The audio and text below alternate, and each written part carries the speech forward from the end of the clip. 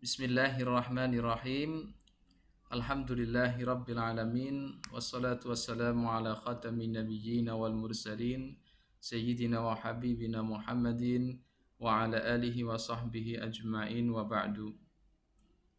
Baik, selamat berjumpa kembali rekan-rekan di mata kuliah Ulumul Hadis. Insyaallah pada kesempatan pertemuan kedua hari ini Kamis 24 Februari 2022. Kita akan mengawali pembahasan tentang ulumul hadis yang sudah kita awali dengan mengenal 10 prinsip ulumul hadis, kemudian Al-Manzumah Al-Baiquniyah.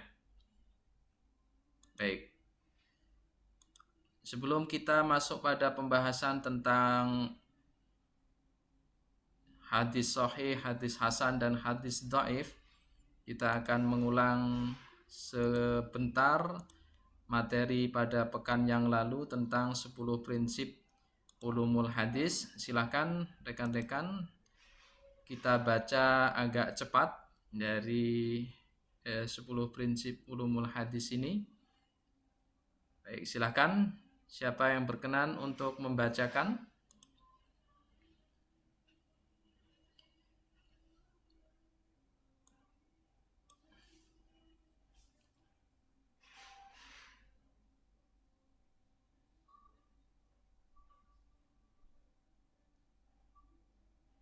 Sinten yang resen? Diawali dari bait Mabadi Ashrah Syekh Allamah Muhammad Ali As-Soban. Inna mabadi kulli fannin asyarah al-haddu wal mawdu'u thumma thamarah wa nisbatun wa fadluhu wal wadi' wal ismul istimdadu hukmu syari' masailun wal ba'du bil ba'di iktafa wa man daral jami'a haza syarafa. Ayo silakan rekan-rekan.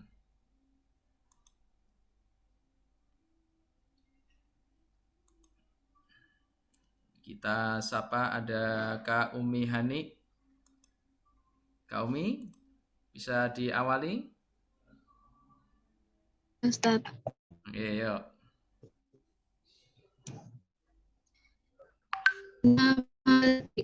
Fanin asyra al-haddu wal mawdu'u thumma wa nasbatu wa fadluhu wal wadi' wal ismu istimdadu hukma syari' masailu wal ba'du ba'diktafa wa madarul jami'a khadi syarafa. Ya. Wa madaril jami'a hadza syarafa. Wa man daral jami'a haza syarafa. Barang siapa yang menguasai semuanya ke-10 prinsip, insya Allah akan mulia. Baik, dilanjutkan Kak Umi, 10 prinsip ulumul hadis. Bisa dibaca?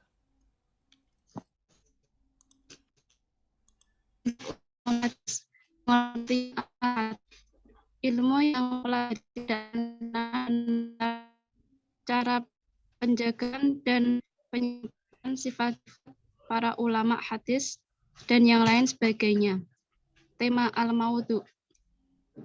Sanad dan matan, perawi dan hadis dari segi sahih, hasan, dan lain-lain sebagainya, diterima atau ditolak. Hasil samarah, mengetahui hadis sahih dari yang tidak sahih dari lainnya dan lainnya. Baik, kemudian penemunya.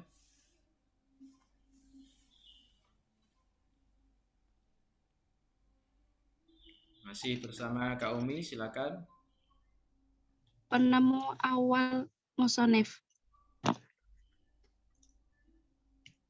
Al-Qadhi Abu Muhammad Al-Hasan Abdurrahman Ar-Romah Hurmuzi wafat 360 dalam bukunya Al-Muhaddas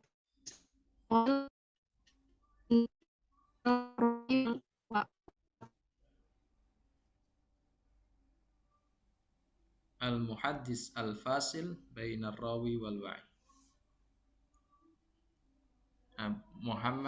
Abu Muhammad Al-Hasan Abdurrahman Ar-Rama Hurmusi. Baik, lanjutkan. Pindah dari Kak Umi. Siapa lagi yang melanjutkan?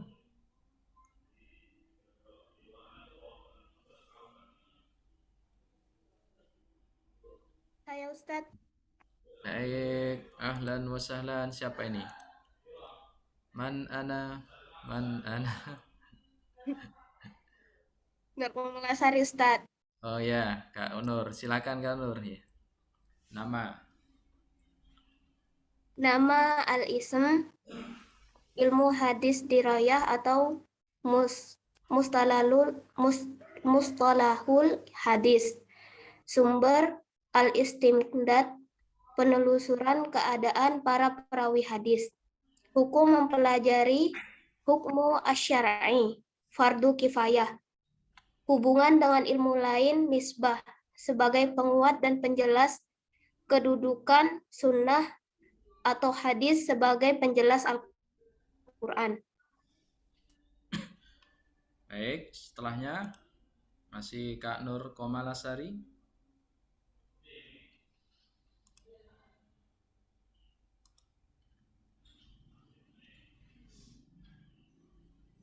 Keutamaan atau al-fadilah termasuk ilmu yang utama karena mengetahui kedudukan sunnah Rasulullah sebagai sumber syariat kedua. Dapat mengetahui hadis yang diterima dan yang ditolak. Pembahasan al-qadaya atau al-masail. Hadis sahih, hasan, dhaif, dan seterusnya, sekaligus derajat dhaif dan seterusnya, sekaligus derajat dan contoh-contohnya. Baik.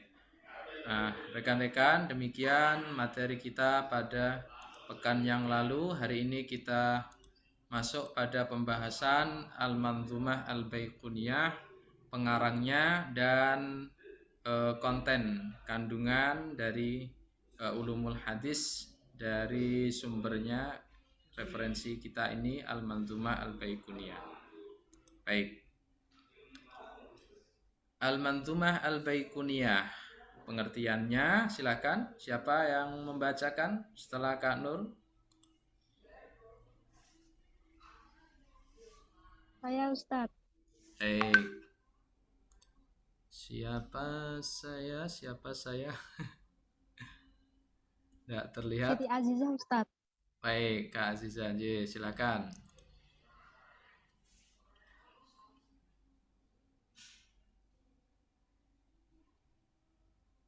Silakan Kak. Oh, dibuka dulu mic-nya. Al-Manzumah Al-Baiquniyah, yaitu nazoman di bidang ulumul hadis yang dikarang oleh Syekh Umar Al-Baiquni dan terdiri dari 34 bait, diawali dari bait Abda'u bil hamdi musolliyan ala Muhammadin khairin nabi yin ursila, dan diakhiri dengan bait fauqos salah si nabi arba'i atas aqsamuha tamat bi khairin khutimat. Aqsamuha tamat bi khairin khutimat. Dalam tradisi keilmuan kita, rekan-rekan, para ulama meringkas pembahasan-pembahasan ilmu itu. Di antara bentuk ringkasan mereka adalah nadhoman atau manzumah. Seperti bait syair, hanya formatnya saja ya, framingnya saja seperti syair, tetapi isinya adalah pembahasan-pembahasan ilmu atau ulum. Jadi itu bedanya antara syair dengan nadhoman ilmu. Kalau syair itu ada imajinasi, ada unsur-unsur sentimental atau atifah dan khayal dari seorang penyair. Ada hal-hal yang berbau majas, tetapi dalam nadhaman ilmu ulumul hadis itu hanya bentuknya seperti syair, dengan saja atau qafiyah di akhir setiap bait yang sama antara syatrul awal dan syatrul sani, antara ala dan ursila, antara atad dan khotimat. Apa manfaatnya? Fungsinya adalah untuk meringkas pembahasan sebuah ilmu sehingga mudah dihafal dan diingat oleh para penuntut ilmu. Jadi kalau rekan-rekan bisa menghafal bait-bait manzumah nadhaman baikuniyah ini, insya Allah akan mempermudah mengingat mata kuliah dan pembahasan-pembahasan tentang ulumul hadis. Baik, untuk manzumah al-baikuniyah terdiri dari 34 bait ya, diawali dari abda'u bilhamdi musalliyan ala Muhammadin khairi nabiyyin ursila. Aku awali dengan membaca tahmid dan salawat kepada baginda Nabi sebagai Nabi yang terbaik yang diutus. Yang terakhir, fauqas salasi nabi arba'in atat aksamuha tamat bi khairin khotimat. Jadi ada 30 bait, 34 bait yang ditulis dengan sempurna oleh penulis nadhaman ini. Siapa beliau? Adalah Umar Al-Baikuni yang insya Allah akan kita baca biografi singkatnya. Baik, bisa dibaca kembali slide yang kedua, Kak Azizah? Bisa, Ustaz. Kedudukan Manzumah Al-Baikuniyah. Nadhaman ini banyak dipelajari di pesantren, majelis talaqi ilmu Islam, dan perguruan tinggi, seperti di Universitas Al-Azhar. Berikut 2 link video syarah Manzumah.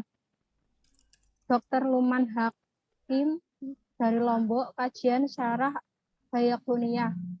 1 Muqaddimah dan peta pembagian hadis. Syekh Usamah Asy-Syaid Mahmud dari Mesir. Baik, Syarah rekan-rekan matan sekalian, syarhu matni matan Manzumah Al-Baikuniyah Fadilah Syekh dan Dr. Fadilah Said Syekh Mahmud Dr. Usamah Asy-Syaid Mahmud Al-Azhari. Baik. Terima kasih Kak Aziza. Jadi memang nadhaman atau manzumah al-baikuniyah ini banyak dipelajari di pesantren-pesantren di dunia Islam, dunia negara-negara Islam. Di pesantren-pesantren kita juga banyak diajarkan. Barangkali di antara rekan-rekan sudah ada yang pernah belajar ya. Ada yang belajar di sini? Di pesantrennya?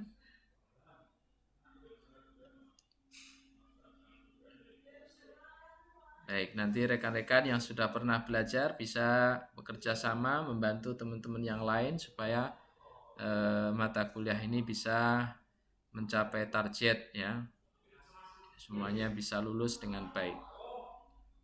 Kemudian di sini saya cantumkan 2 link rekan-rekan. Link yang pertama syarah Dr. Lukman Hakim dari Lombok. Ini rekan kita lulusan dari Al-Azhar. Beliau sangat inten dan pakar di bidang ulumul hadis. Salah satu karya beliau syarah Al-Baikuniyah yang kemudian beliau jelaskan dalam link YouTube beliau. Nanti rekan-rekan bisa mengklik dan mengikutinya. Kemudian yang kedua, kalau yang berbahasa Arab dari menantunya Mufti Mesir, mantan Mufti Mesir yang bernama Syekh Usamah Sayyid Mahmud. Beliau termasuk ulama besar yang saat ini kalau tidak salah menjadi penasehat kepresidenan Mesir.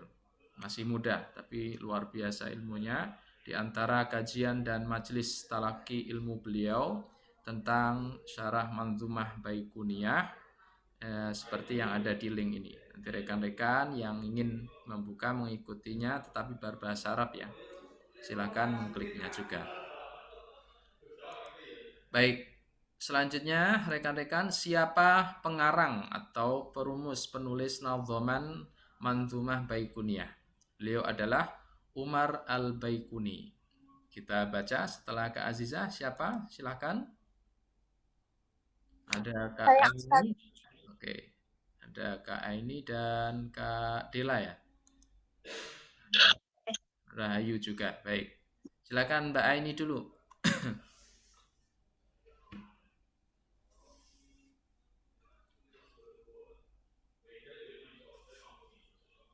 Silakan Mbak Aini.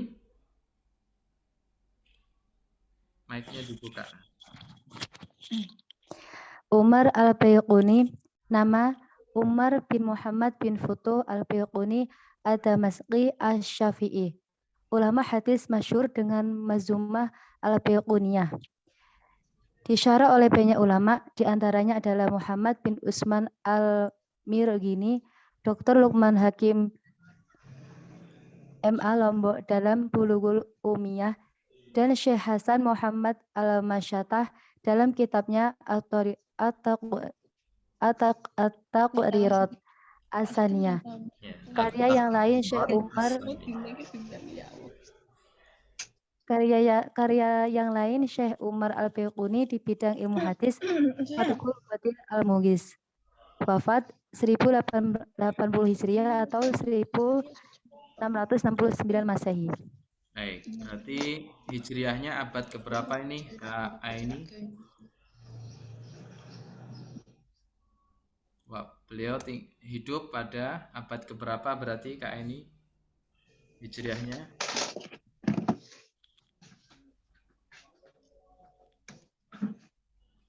Abad 11 ya? Atau? Gimana Ustaz? Beliau berarti hidup di abad keberapa Hijriah?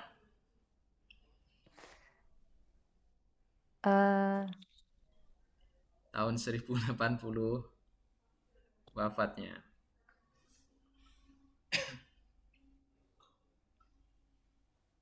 Abad ke-11 Hijriah. Kemudian miladiahnya, Masehinya abad ke 17 ya. Baik. Demikian biografi singkat Umar bin Muhammad bin Futuh Al-Baikuni. Sebenarnya beliau bukan termasuk ulama yang masyhur ya. Bukan ulama yang terkenal seperti halnya Imam Suyuti, Imam Ibnu Hajar, tetapi mungkin sekali karena keikhlasan beliau merumuskan nadhaman dan menuliskannya ini, sehingga karya beliau yang cukup sederhana ini banyak manfaatnya dan banyak dimanfaatkan oleh para santri, para penuntut ilmu ulumul hadis. Meskipun sedikit karya-karyanya yang lain. Video Manzumah ini belum ada. Baik, kita beralih dengan Kak Dela Al-Manzumah Al-Baikuniyah. Kita masuk pada pembahasannya. Yang pertama nanti hadis sahih, hadis hasan, dan hadis dhaif. Kita baca dulu nadhamannya dan isi dari kandungan nadhaman ini yang akan kita pelajari. Silahkan Kak Dela. Abda'u bilhamdi musalliyan ala Muhammadin khairi nabiyyin ursila. Atau yeah. Bismillahirrahmanirrahim. Abda'u bihamdi musalliyan ala Muhammadin khairin nabiyyi ursila wa di min aqsamil hadisi iddah wa kullu wahidin atawahaddah waluha sahihu wa huwa mataswar isnadu walam yashudu aw yu'al yarwihi adalum sabitun mislihi mu'tamadun fi dhab raftihi wa naqlihi wal hasanul ma'rufu turkan wal godat rijaluhu laka sahihistahharat wa kullu ma'an batil husni qasur fa badha'ifu wa aksa mangkasur. Ya. Insya Allah nanti kita akan ulang lagi bacaan manzumah yang pertama ini, 6 bait ini. Setelah kita pahami apa isinya, silakan Kak Dela dilanjutkan. Manzumah ini menyebutkan 32 istilah macam-macam hadis, baik yang berkaitan dengan matan seperti hadis marfu atau yang berkaitan dengan sanad seperti hadis Ali dan Nazil, ataupun yang berkaitan dengan matan dan sanad seperti hadis sahih, hasan, dan dhaif. Baik. Jadi dari 34 bait manzumah Baiquniyah, di sana ada macam-macam pembagian hadis yang dilihat dari sudut pandang matannya lebih kental, ya maksudnya lebih kental dari sudut pandang matannya, lebih kental dari sudut pandang sanadnya, atau dari kedua-duanya. Nanti akan kita lihat. Baik. Selanjutnya yang pertama tentang hadis sahih. Ya, kita beralih dari Kak Dela. Terima kasih Kak Dela sudah membacakan. Kak Aini tadi sudah? Yang resen tadi siapa lagi tadi? Saya Ustadz. Oh ya. Sri Nur, silakan. Hadis sahih. Pengertian secara etimologi, hadis sahih berarti benar dan sehat. Secara terminologi, sahih adalah hadis yang konteksnya matan, memiliki pemberitaan tentang jalan riwayat atau isnad yang bersambung, tidak memiliki penyimpangan atau syudud dan cacat atau lillah. Yang mengurangi kesahihan hadis diriwayatkan oleh seorang yang adil, kuat hafalan atau dhobit dari perawi sebelumnya yang sama-sama adil dan dhobit, terpercaya dalam menjaga hafalan tersebut hingga meriwayatkan ke yang lain. Penyimpangan atau syudud yaitu perbedaan riwayat orang yang dipercaya atau sikoh dengan riwayat orang yang lebih dipercaya atau autsak. Baik, dibaca lagi, satu lagi Kak, sebelum kita jelaskan nanti. Cacat atau ilah yaitu kekurangan perawi dari segi karakter, baik yang jelas atau dhahiroh seperti hafalan lemah maupun samar-samar atau hafiyah seperti periwayatannya terputus.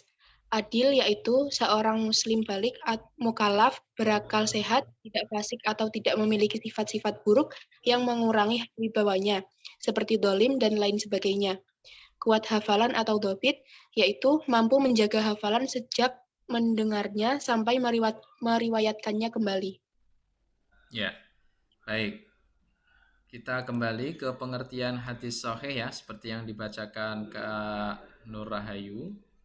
Secara bahasa, sahih itu sendiri artinya benar dan sehat.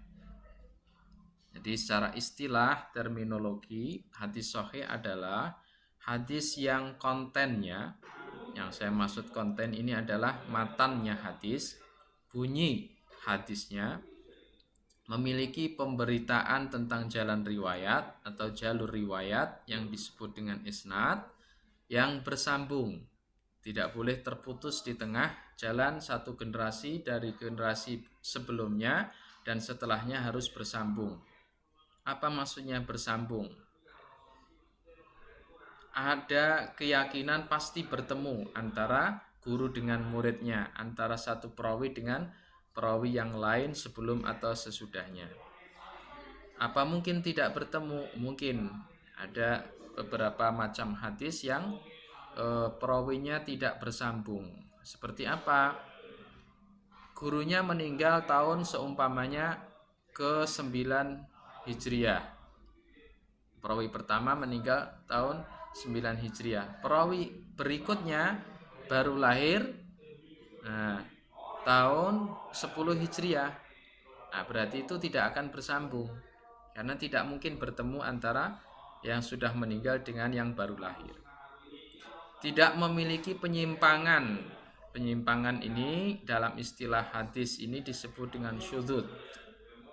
Dan cacat yang disebut dengan ilah yang mengurangi kesahihan hadis. Nah, syudzud yang dimaksud adanya perbedaan riwayat antara orang yang levelnya dipercaya, siqah, dengan riwayat orang yang levelnya di atasnya, lebih terpercaya. Jadi kalau ada perbedaan antara orang yang misalkan jujur dengan orang yang lebih jujur lagi, maka sudah mengalami syudzud atau penyimpangan. Nah, dalam hal ini hadis sahih tidak boleh ada perbedaan antara riwayat orang yang dipercaya, siqah istilahnya, dengan orang yang lebih dipercaya atau authaq. Dan harus bersih dari cacat atau ilah yang mengurangi kesahihan hadis. Cacat yang dimaksud seperti yang dibaca tadi, hal-hal yang mengurangi kesolehan seorang perawi ya. Jadi menciderai karakternya karena hafalannya lemah atau sifat-sifatnya buruk, itu bisa mengurangi kekuatan riwayatnya dan termasuk bahkan riwayatannya terputus. Kemudian setiap perawi dari perawi pertama dan seterusnya semuanya harus adil. Adil yang dimaksud bukan adil membagi 2, 1 dan 1 tidak. Tapi adil yang dimaksud dalam periwayatan hadis adalah seorang muslim. Jadi kalau perawinya bukan muslim, non muslim, maka tidak adil dalam ulumul hadis. Dan baligh, sudah mencapai baligh. Yang kedua mukallaf, ini hampir sama antara baligh dan mukallaf, hanya perbedaannya pada bagaimana seseorang itu benar-benar dipastikan baligh dengan akal yang sehat dan fisik yang sehat dan benar-benar sah secara syar'i menerima tanggung jawab syariat. Tidak memiliki sifat-sifat seperti fasik ataupun sifat-sifat lain yang bisa mengurangi kewibawaan seseorang. Seperti apa? Zalim atau suka berbuat zalim terhadap orang lain itu menggugurkan atau mengurangi sifat keadilannya. Kemudian selain adil dia juga harus dobit. Dobit yang dimaksud hafalannya kuat. Salah satu indikatornya dari sejak dia menerima riwayat yang pertama sampai nanti dia meriwayatkan kepada orang lain, apa yang diriwayatkan itu tetap sama, utuh. Tidak ada yang berubah. Nah, itu namanya kuat hafalan, dobit yang dimaksud dalam hadis sahih ini. Berbeda dengan kita ya rekan-rekan. Dulu saya menghafal alfiyah, hafal alhamdulillah hampir selesai dan paham. Kemudian tidak banyak dimurajaah lagi sehingga banyak bait-bait syair yang bait-bait nadhamannya yang lupa.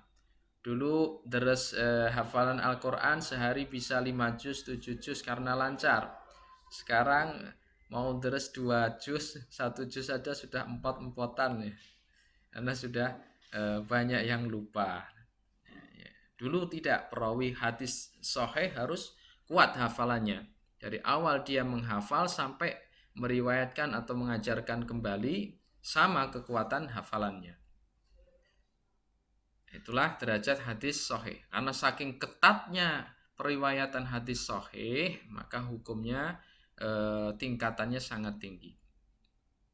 Dari perawi sebelumnya yang sama adil dan dobit. Jadi satu riwayat dengan riwayat sebelum atau setelahnya itu sama, mereka memiliki karakter yang sama. Terpercaya dalam menjaga hafalan tersebut hingga meriwayatkan ke yang lain. Nah, demikian definisi hadis sahih. Oleh karena itu, untuk hadis sahih ada 5 syarat yang harus terpenuhi ya. Bisa dibaca Kak Rahayu? 5 syarat sahih. Yang pertama, sanad bersambung atau ittisal as-sanad. Yang kedua, tidak ada penyimpangan, atau tiga, tidak ada cacat atau as-salamah min al-ilah al-qadihah. Yang keempat, setiap perawinya adil. Yang kelima, setiap perawinya kuat hafalan atau dhabit. Nah, baik. Jadi nanti kalau ada pertanyaan, sebutkan syarat-syarat perawi hadis sahih. Yang dimaksud 5 syarat ini. Contoh. Baik. Dari Kak Rahayu kita beralih ke siapa lagi? Silahkan. Saya akan bacakan terlebih dahulu hadisnya. Nanti bisa diikuti. Nah, Ustaz. Oke, siap. Sinten iki? Mas Alam atau siapa? Oh, Mas Zulfa. Baik, Mas Zulfa.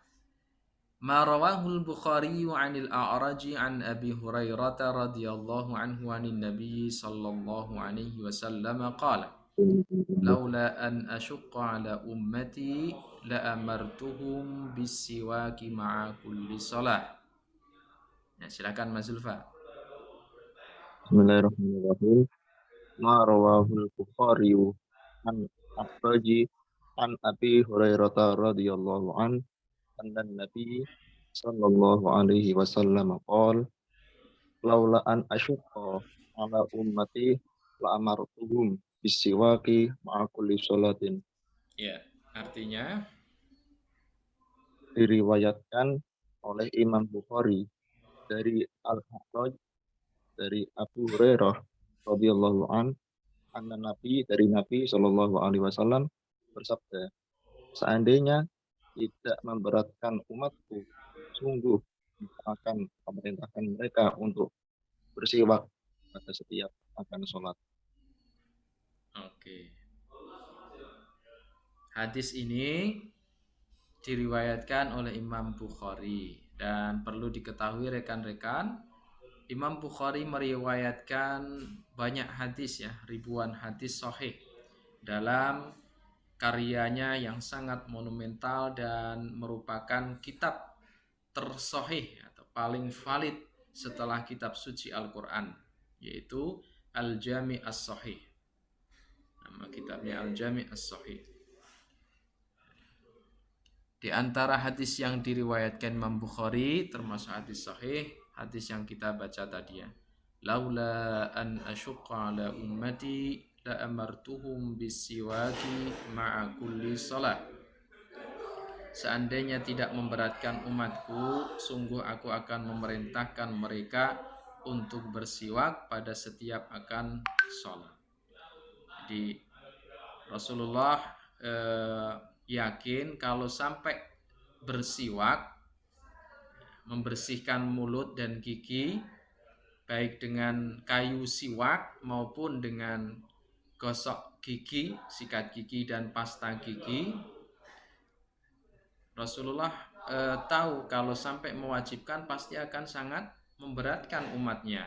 Setiap akan sholat diwajibkan untuk membersihkan gigi dan mulut dengan sikat gigi, memberatkan.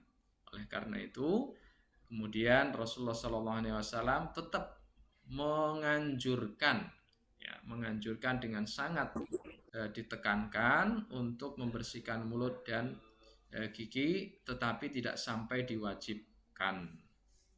Hadis ini dihukumi hadis sahih karena memenuhi kriteria 5 syarat hadis sahih tersebut. Baik, sekali lagi Mas Zulfa bisa dilanjutkan? Bisa, Ustaz.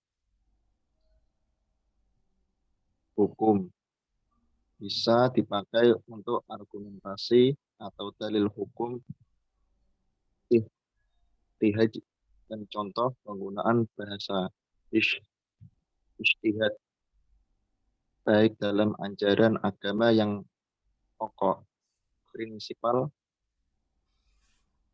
pakem, usul, tawabit, maupun cabang berkembang, furu', wataghayyurat, dan dapat diamalkan sesuai dengan syarat yang berlaku. Nah, demikian jadi rekan-rekan, kalau kita mendengar atau membaca hadis yang sahih, maka hadis yang kita dengarkan tersebut boleh kita pakai untuk argumentasi atau dalil hukum yang disebut dengan ihtijaj. Berihtijaj itu maksudnya memakai argumentasi atau dalil hukum. Dan boleh juga dipakai untuk istishhad. Istishhad itu menggunakan potongan-potongan ayat atau hadis untuk menunjukkan kebenaran penggunaan bahasa. Itu salah satu makna dari istishhad.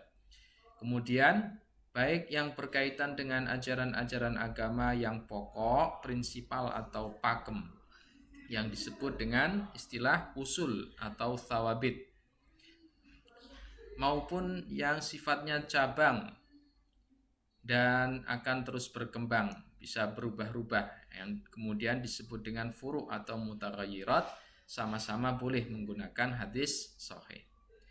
Tentunya dapat diamalkan dengan ketentuan-ketentuan syarat yang berlaku sebagai hadis sahih. Baik rekan-rekan, demikian pengertian contoh dan hukum hadis sahih. Sebelum kita masuk pada hadis hasan, barangkali ada yang ingin disampaikan rekan-rekan, pertanyaan maupun masukan, tanggapan atau tambahan penjelasan, silakan. Mas Zulfa, slide dan penjelasan saya bisa dipahami? Bisa, Ustaz. Oke, ada yang masih sulit? Kalau membedakan antara hadis sahih dan hasan gimana, Ustaz? Cara membedakannya nanti ada ilmu khusus ya, Mas.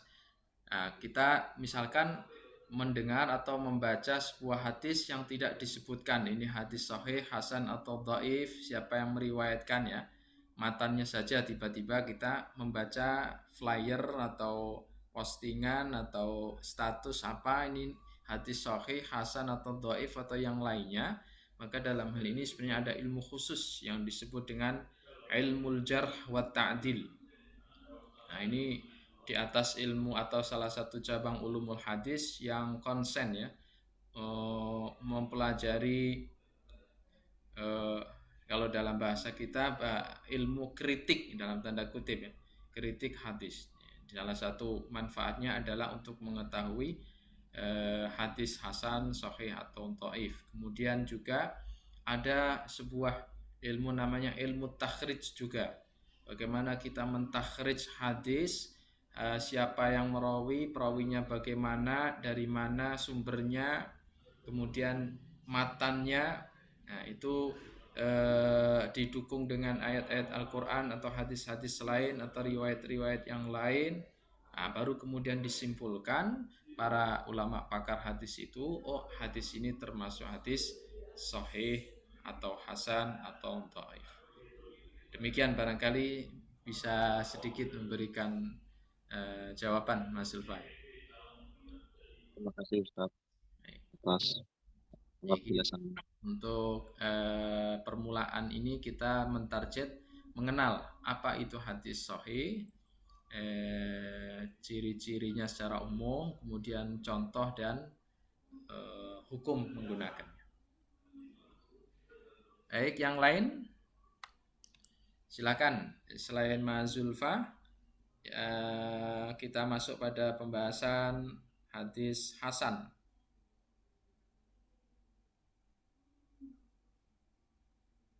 Baik, kita sapa rekan-rekan yang sudah hadir.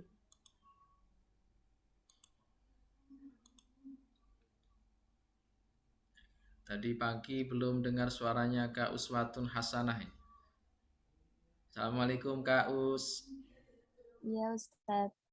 Oke, semoga sehat selalu Kak Uswatun. Amin. Silakan Kak Us, dibacakan pengertian hadis hasan.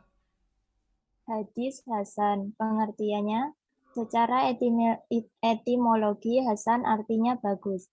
Secara terminologi hasan artinya hadis yang kontennya atau matan memiliki pemberitaan tentang jalan riwayat atau isnad yang bersambung, tidak memiliki penyimpangan atau suzud, dan cacat atau ilah yang mengurangi kesahihan hadis. Diriwayatkan oleh seorang yang adil, kuat hafalan atau dhabit, namun tidak sekuat hadis sahih dan tidak menyebabkan termasuk ditolak atau mungkar. Baik, pengertian hadis hasan hampir sama dengan hadis sahih. Hampir sama, hanya di akhir definisi hadis hasan derajat kekuatannya tidak sampai pada syarat-syarat hadis sahih. Jadi di bawah persis hadis sahih. Nah, dari mana kita tahu? Dari penjelasan para pakar dan ulama-ulama hadis, nanti perawinya ini tidak sampai derajat kepada hadis sahih. Nah, demikian. Jadi hadis hasan di situ ada tambahan pengertian, namun tidak sekuat hadis sahih dan tidak menyebabkan termasuk ditolak atau mungkar.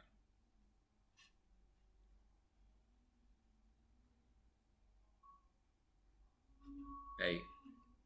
Kemudian contohnya masih bersama ka uswatun ma rawahu Tirmidzi atau Tirmidzi sama aja.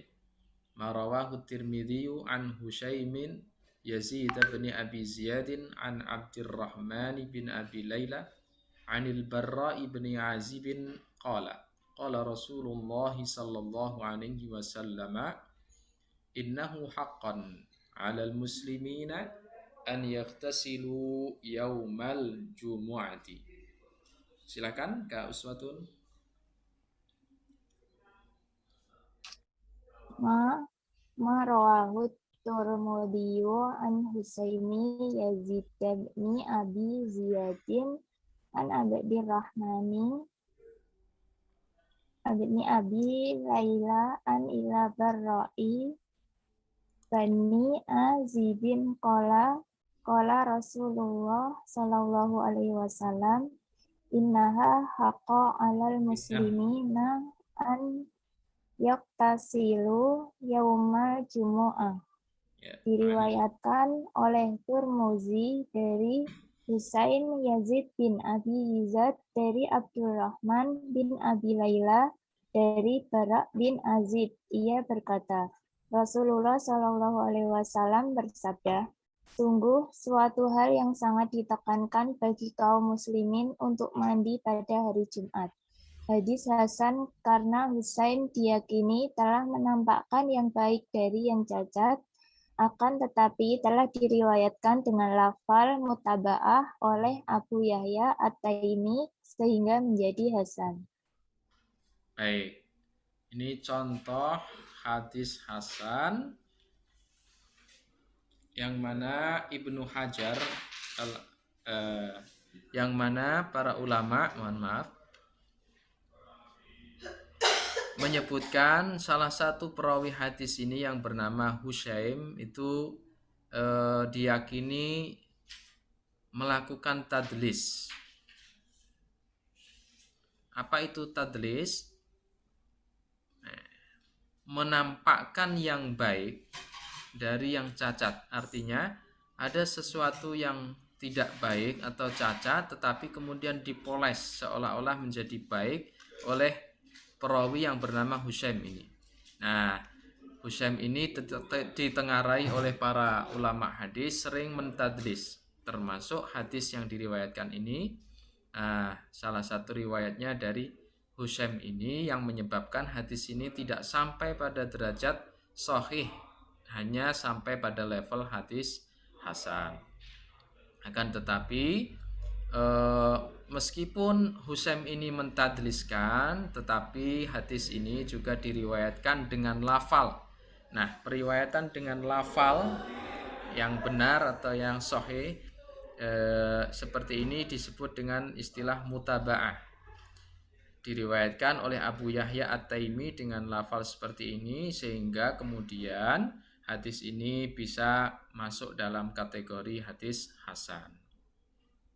Nah, sekali lagi dalam hal ini mungkin rekan-rekan terus bertanya-tanya, bagaimana cara kita menentukan Husyaim ini sering mentadlis melalui ilmu jarh wa ta'dil dan ilmu takhrij tadi. Nah, itu tingkatan ulumul hadis yang di atas atau menengah ke atas.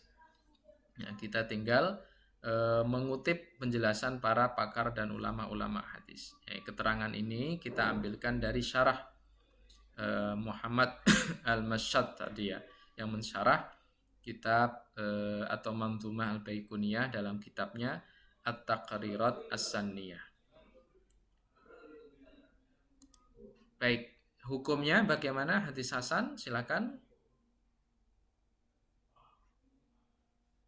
Hukum seperti hadis sahih, namun tidak sekuat dan tidak sederajat hadis tersebut. Baik, jadi karena kedudukannya memang di bawah hadis sahih, demikian juga hukum penggunaannya di bawah hadis sahih. Demikian hadis sahih dan hadis hasan, pengertian, kemudian contoh dan hukumnya. Terakhir tentang hadis dhaif. Kita beralih dari ka uswatun. Bisa dilanjutkan, siapa lagi?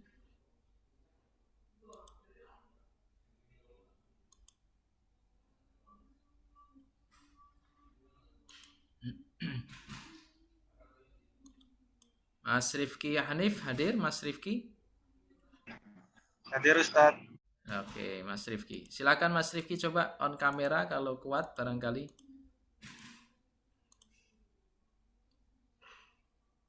Oke. Bisa dibaca Mas Rifki? Apa Ustaz, masih di mobil gitu, boten napa-napa. Oh ya, enggak apa-apa. Pengertian secara etimologi dhaif lemah. Secara terminologi dhaif hadis yang tidak sampai pada derajat hasan karena tidak memenuhi syarat-syaratnya. Nah, pengertiannya mudah ya. Dhaif itu lemah. Nah, lemah dalam hal ini, dhaif itu adalah hadis yang tidak sampai pada derajat hasan, apalagi sampai derajat sahih, tidak mungkin.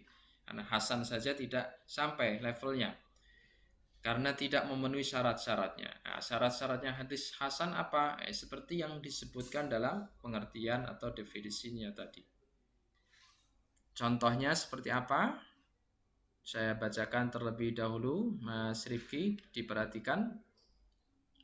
Marawahu Tirmidzi an Hakimin al-Athrami an Abi Tamimata al-Hujaimi an Abi Hurairah radhiyallahu anhu qala qala Rasulullah sallallahu alaihi wasallam man ata haidan aw imra'atan fi duburiha aw kahinan fasaddaqahu bima yaqul faqad kafara bima unzila ala Muhammadin sallallahu alaihi wasallam.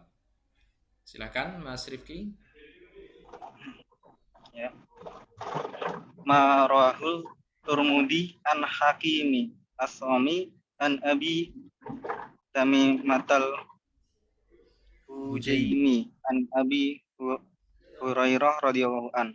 Qala Rasulullah sallallahu alaihi wasallam man ata haidon aw imra'atan fi duburiha aw kahinan fasaddaqatu bima yaqulu faqad kafara bima unzila ala Muhammad sallallahu alaihi wasallam. Artinya, Mas? Diriwayatkan oleh Tirmidzi dari Hakim al-Asram, dari Abu Tamimah al-Hujaimi, dari Abu Hurairah radhiyallahu an, Rasulullah sallallahu alaihi wasallam bersabda, barang siapa yang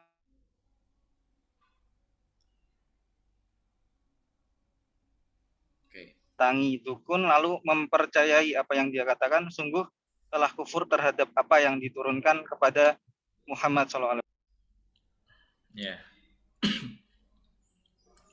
Barang siapa yang menggauli perempuan haid, termasuk istrinya bagi laki-laki, atau perempuan dari duburnya, dari belakang, atau mendatangi dukun, lalu mempercayai apa yang dikatakan dukun itu, sungguh dia telah kufur terhadap apa yang diturunkan kepada Muhammad sallallahu alaihi wasallam.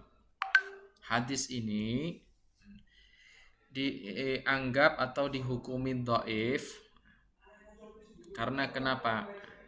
Hadis tersebut dhaif karena diriwayatkan dari Hakim al-Asrami yang disebut-sebut banyak kelemahannya seperti yang disebutkan oleh Ibnu Hajar Al-Asqalani. Jadi kita merujuk kepada penjelasan Ibnu Hajar Al-Asqalani seperti yang dikutip oleh pensyarah Al-Baiquniyah, bahwasanya Hakim Al-Asrami ini termasuk perawi yang lemah, banyak cacatnya, banyak penyimpangannya. Baik. Hukum hadis dhaif. Mas Rifki, silakan. Hukumnya, boleh meriwayatkan hadis dengan ketentuan dalam hal-hal yang berkaitan dengan kisah dan amalan-amalan khusus. Fadlail al-amal tidak berkaitan dengan akidah dan hukum halal haram. Tidak maudhu dan tidak dhaif sekali. Jiddan. Ya. Jadi hadis dhaif hukumnya boleh dipakai, tetapi tidak boleh berkaitan dengan hal-hal akidah, tidak boleh berkaitan dengan zat, sifat-sifat Allah dan af'al, perbuatan-perbuatan Allah. Nah, ini kaitannya dengan keyakinan atau akidah. Atau tidak berkaitan dengan hukum halal dan haram. Nah, berkaitan dengan hukum fikih halal haram, maka tidak boleh menggunakan hadis dhaif.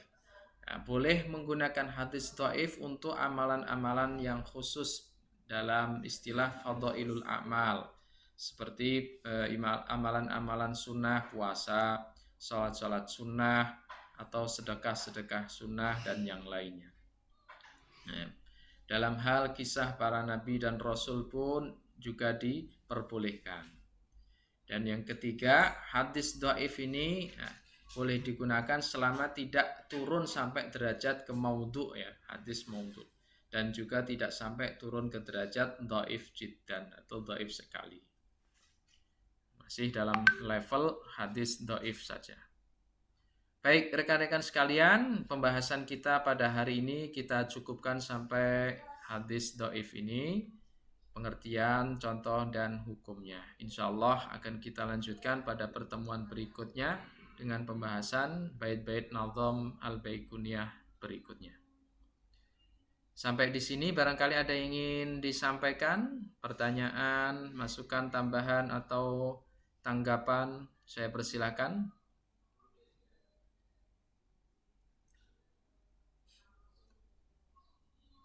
Kalau tidak ada, kita cukupkan sampai di sini ya. Terima kasih rekan-rekan yang sudah hadir dan aktif membaca, menjawab, dan seterusnya. Kita berharap rekan-rekan yang lain yang belum bergabung atau yang belum aktif bisa juga ikut aktif. Sekali lagi terima kasih. Kita tutup. Alhamdulillahirabbil alamin. Subhanakallahumma wa bihamdika asyhadu an la ilaha illa anta astaghfiruka wa atubu ilaik. Wassalamualaikum warahmatullahi wabarakatuh. Waalaikumsalam warahmatullahi wabarakatuh. Terima kasih Ustaz. Terima kasih Ustaz. Ustaz.